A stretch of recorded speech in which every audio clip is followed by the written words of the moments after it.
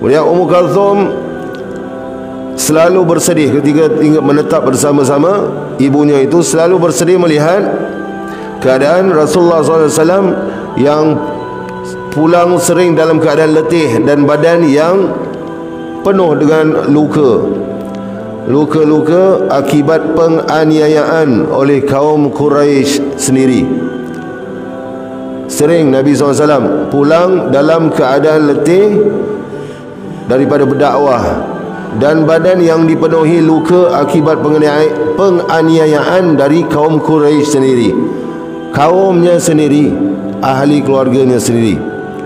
Jadi Ummu Kalthum lah yang selalu menyambut Rasulullah SAW, menunggu dengan penuh kasih dan sayang bersama Sayyidatina Khadijah radhiyallahu anha, menghibur dan menolong Rasulullah SAW yang sedang menanggung beban yang sangat berat.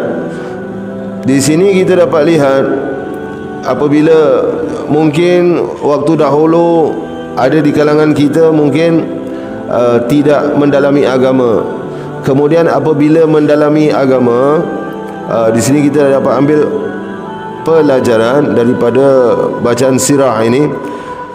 Kita ingin mengajak, ada yang ditakdirkan bahagiannya sebagai seorang pendakwah, seorang ustaz, ada yang ditakdirkan menjadi imam, ada yang ditakdirkan menjadi Bilal.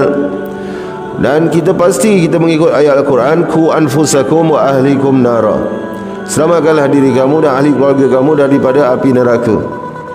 Selamatkan diri kita bagaimana? Dengan mengamalkan dulu, memahami, setelah faham dan amal, kemudian kita sampai kepada ahli keluarga kita. Dan pasti selalunya siapa yang akan menentang kita dulu? Orang luar selalunya dengar cakap kita. Ahli keluarga yang akan menentang keras-keras. Saya tertarik dengan perjalanan saya di Kelantan baru-baru ini oleh Puan Asmah. Beliau adalah keturunan cicit Tok Paloh, daripada keturunan Ali terus itu zuriatun Nabi SAW, Sayyidina Husain. Beliau menyatakan apa?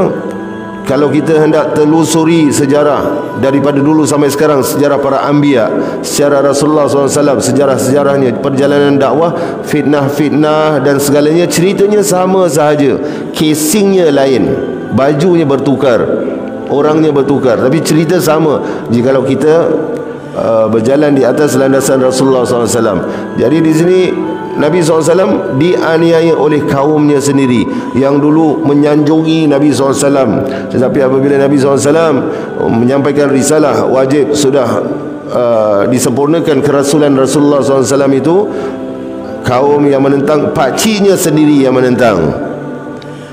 Pakciknya sendiri yang menentang. Jadi beliau balik, Nabi SAW balik dengan badan yang letih dan badan yang penuh luka. Sekarang kalau nak luka susah lah. Sekarang kalau pendakwah-pendakwah pulang dengan luka-luka susah lah nak jumpa.